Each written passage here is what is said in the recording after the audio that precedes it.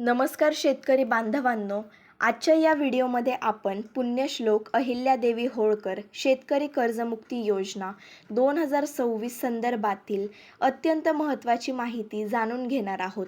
सध्या राज्यातील लाखो शेतकऱ्यांच्या मनात एकच प्रश्न आहे की 50,000 रुपयांचे प्रोत्साहन अनुदान नेमके कोणाला मिळणार?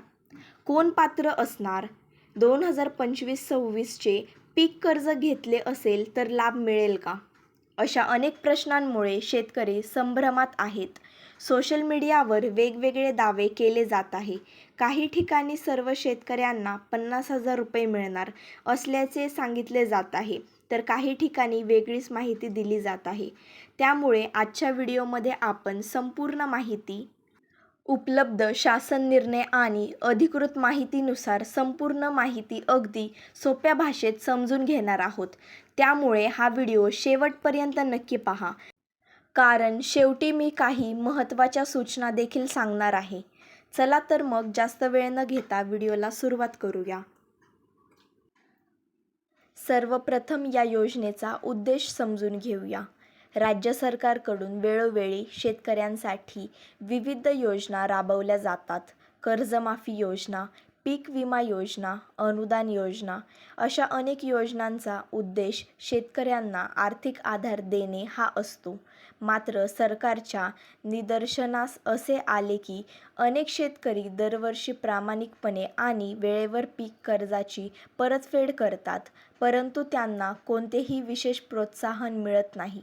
त्यामुळे नियमित कर्जफेड करणाऱ्या शेतकऱ्यांना प्रोत्साहन मिळावे, भविष्यातही ते वेळेवर कर्जाची परतफेड करत राहावे, बँकांचा थकबाकीचा प्रश्न कमी व्हावा आणि शेतकऱ्यांमध्ये आर्थिक शिस्त निर्माण व्हावी या उद्देशाने 50,000 रुपयांचे प्रोत्साहन अनुदान देण्याचा निर्णय घेण्यात आला आहे. आता सर्वात महत्त्वाचा मुद्दा म्हणजे या योजनेसाठी पात्र कोण आहे? उपलब्ध माहितीनुसार ज्या शेतकऱ्यांनी 1 एप्रिल 2022 नंतरच्या 3 आर्थिक वर्षापैकी म्हणजे 2022-23, 2023-24 आणि 2024-25 या वर्षामधील कोणत्याही 2 वर्षात घेतलेले अल्प मुदतीचे पीक कर्ज नियमांनुसार आणि मुदतीत फेडले आहे, ते शेतकरी 50,000 रुपयांच्या प्रोत्साहन अनुदानासाठी पात्र ठरू शकतात. येथे एक गोष्ट स्पष्टपणे लक्षात घ्या, सलग 3ही वर्षे कर्जफेड केलेली असणे आवश्यक नाही. जर या 3 वर्षापैकी कोणत्याही 2 वर्षात तुम्ही नियमितपणे कर्जाची परतफेड केली असेल, तर शासनाने निश्चित केलेल्या इतर अटी पूर्ण केल्यास तुम्ही लाभासाठी पात्र ठरू शकता. मात्र अंतिम पात्रता ही शासन आणि संबंधित विभागाच्या पडताळणीनंतरच निश्चित केली जाईल. आता सध्या सर्वाधिक विचारला जाणारा प्रश्न म्हणजे 2025-26चे पीक कर्ज घेतले आहे, पण अजून भरलेले नाही, तरी 50,000 रुपयांचे अनुदान मिळेल का?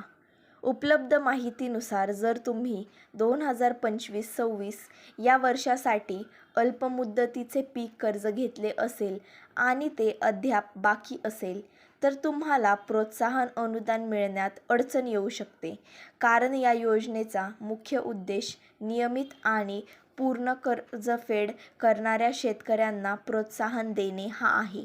त्यामुळे ज्यांचे सध्याचे पीक कर्ज बाकी आहे त्यांनी ते शासनाने निश्चित केलेल्या मुदतीत भरून घेणे अत्यंत महत्त्वाचे आहे. अन्यथा लाभ मिळण्यास विलंब होऊ शकतो किंवा संबंधित नियमांनुसार लाभार्थी लाभासाठी अपात्र ठरू शकतात. मित्रांनो, अनेक शेतकऱ्यांच्या मनात आणखी एक प्रश्न आहे की 50,000 रुपये सर्व शेतकऱ्यांच्या खात्यात जमा होणार का? याचे उत्तर स्पष्टपणे नाही असे आहे. या योजनेचा लाभ फक्त शासनाने निश्चित केलेल्या पात्रता निकषांची पूर्तता करणाऱ्या शेतकऱ्यांनाच दिला जाणार आहे. त्यामुळे सर्वांनाच पैसे मिळणार किंवा कोणतीही अट नाही अशा अफवांवर विश्वास ठेवू नका. प्रत्येक शेतकऱ्यांची कर्जफेड, बँकेतील नोंदी आणि इतर माहितीची तपासणी झाल्यानंतरच लाभार्थी निश्चित केले जातील. यासोबतच पडताळणी प्रक्रिया देखील अत्यंत महत्त्वाची आहे. संबंधित बँका, जिल्हा मध्यवर्ती सहकारी बँका, राष्ट्रीयकृत बँका, सहकारी संस्था आणि शासनाचे संबंधित विभाग लाभार्थ्यांची माहिती तपासणार आहेत. कर्ज कधी घेतले, कधी भरले, मुदतीत भरले की नाही, खाते आधार कार्डशी जोडलेले आहे का, बँक खात्याची माहिती योग्य आहे का, कर्जफेडीची नोंद अद्ययावत आहे का, या सर्व बाबींची पडताळणी केली जाणार आहे. त्यामुळे जर तुमच्या खात्यात काही तांत्रिक त्रुटी असतील किंवा माहिती अपूर्ण असेल तर लाभ मिळण्यास विलंब होऊ शकतो. त्यामुळे आपल्या बँकेत जाऊन एकदा सर्व माहिती तपासून घेणे हिताचे ठरेल. आणखी एक महत्त्वाचा मुद्दा म्हणजे शासनाकडून योजनेची अंमलबजावणी टप्प्याटप्प्याने सुरू आहे. संबंधित विभागांकडून लाभार्थ्यांची माहिती संकलित केली जात आहे आणि पात्र शेतकऱ्यांची यादी तयार करण्याचे काम सुरू आहे. त्यामुळे जर तुम्ही पात्र असाल तर घाईगडबड करून कोणत्याही अफवांवर विश्वास ठेवू नका. अधिकृत प्रक्रिया पूर्ण झाल्यानंतरच लाभार्थ्यांच्या खात्यात अनुदान जमा केले जाईल. शासनाकडून याबाबत अधिकृत घोषणा झाल्यानंतरच अंतिम माहिती स्पष्ट होईल. सध्या सोशल मीडियावर अनेक चुकीच्या पोस्ट, व्हिडिओ आणि मेसेजेस व्हायरल होत आहेत. काही ठिकाणी कोणत्याही अधिकृत आदेश नसताना आजपासून पैसे जमा होणार, सर्वांना 50,000 रुपये मिळणार, यादी लागली आहे, अशा प्रकारचे मेसेज फिरत आहेत.